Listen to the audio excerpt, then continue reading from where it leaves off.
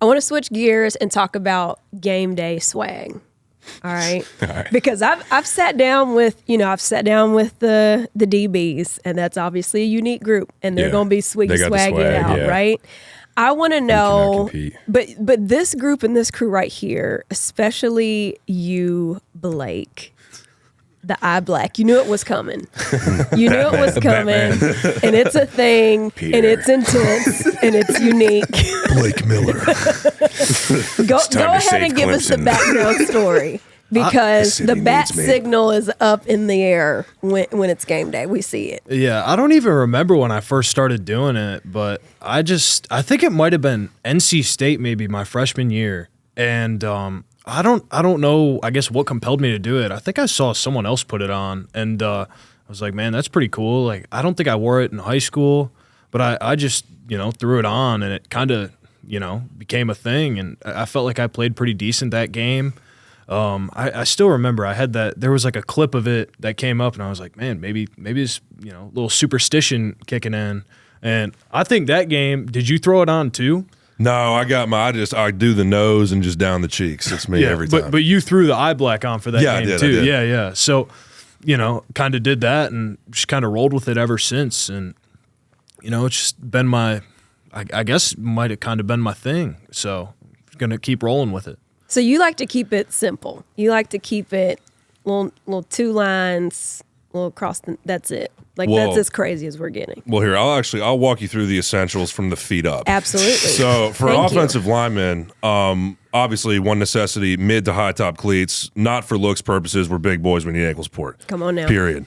The next thing is the elbow sleeves. For me personally, I feel like that's just kind of like a requirement for O-line play. I think it's kind of like a unique little swag to the position. I like throwing that on, and a little bit of wrist tape. And that's really about all you need. I like keeping it simple. Okay. Does anybody else have anything different, or you're like, no, this is the standard? Yeah, it's not even for swag purposes. I think like the only thing that I do that I think it's different looks wise is I wear like the middle bar face mask, like the old style. So I like that.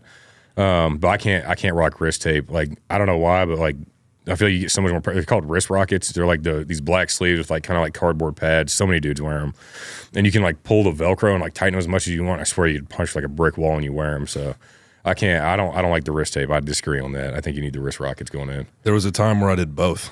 Yeah. I felt like a boxer. You talk about punching through a brick wall. You put both those things on. Oh man. Yeah, I've hopped on the both train. I do the tape and then the rocket over top. Yeah. You feel like you could punch anything. Yeah. Exactly. I love that for you guys, because you've got the old school, like, the face mask, middle bar situation. I have to know, just because I wonder if it's going to stay true with the jerseys. What's your favorite jersey combination? My favorite jersey combination? Oh man. Honestly, I'm simple. I like home games. I like the orange jersey, white pants, white socks, white cleats. I knew it was going to be something undefeated. Very classic and just a figure. What do you guys? What's your favorite? I really liked when we did the orange and purple. I think it was my freshman year. I thought that looked. I thought it looked pretty good. Walker's like, absolutely not. It's an unpopular take, but I thought it looked pretty good. I was a fan of it.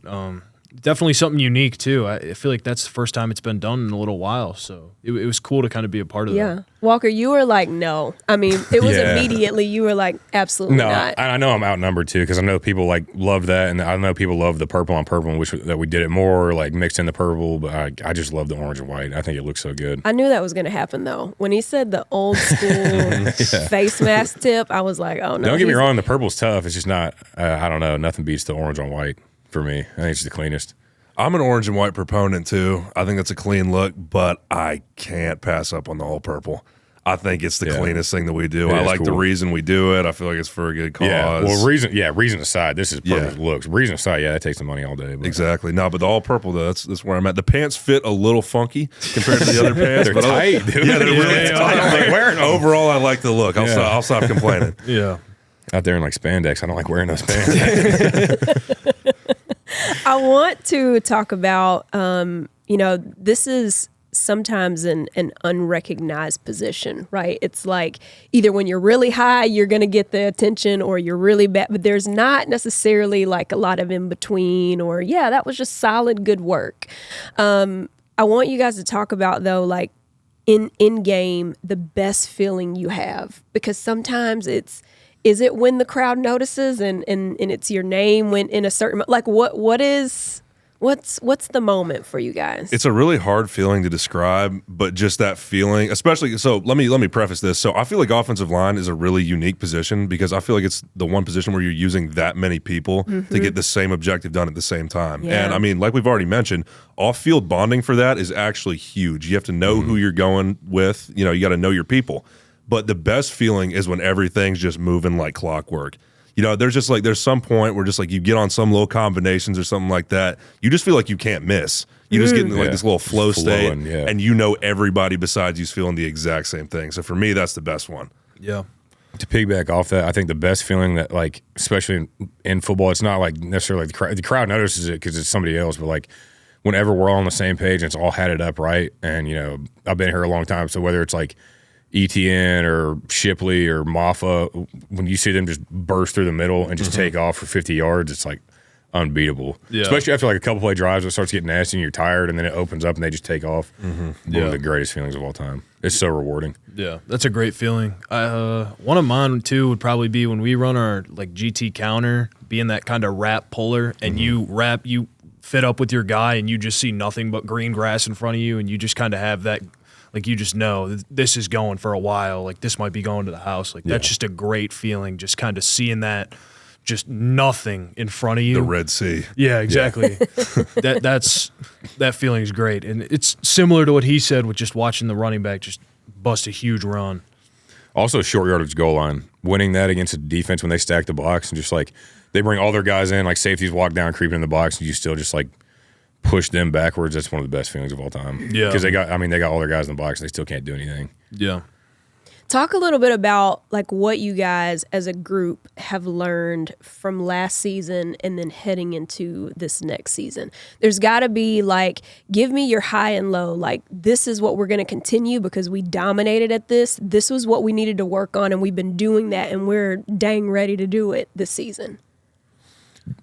I can take it if you want. So, I mean, I guess a high is we have absolutely no excuse within our unit to not go a really long way this year. I think that we got great pieces at every area in our group. I think that we're deep. I feel like we have all the pieces to really make it happen. But a low, we just got to be more consistent. We got to make our layups. We just got to make sure that we're doing the easy things right and making the easy things look easy. Yeah, I would say that. And I think from the offense line and a team standpoint, which I was a part of, it's not hard to see watching the games last year and seeing the film. It's just like discipline and details because we're so talented the last 2 years. And that's what's so painful. Like the 2022 season, we were so good and then got our teeth kicked in by Notre Dame. Lost the home win streak here to South Carolina, two of the worst feelings I've ever experienced in my life. That team was good enough to go all the way. Last year, we were a good enough team. We have all the talent. It's just we lack the details. And what that comes through, I think that's fully through preparation. I think, people start questioning a lot and like, oh, this coach isn't doing this, that coach not doing that. I mean, that's fully on the players. Like, we have a full summer of skills and drills, which are like player-led practices that we run, and we have so much time to prepare for that. And I feel like we didn't really push for attention to detail going into last season. That's fully on us. And then obviously that showed up with all the turnovers and missed pass protections and tackle for loss. So, I mean, that's the biggest thing that we need to rise is just attention to detail and being disciplined to do your job. Yeah. I think kind of piggybacking off what you said, the attention to detail, like I know sometimes in meetings, like Coach Luke will even bring it up. Like he'll show a block that, we might have missed, and he'll say, he's like, look, if we had this guy up, like this is a 20, 30 yard, maybe even a touchdown run. So I think not only paying attention to the details, but showing the ramifications of what happens if you don't pay attention to them and showing what it could be if you were to. I think that really makes you want to, obsess over every single little detail and make sure you get it perfectly right.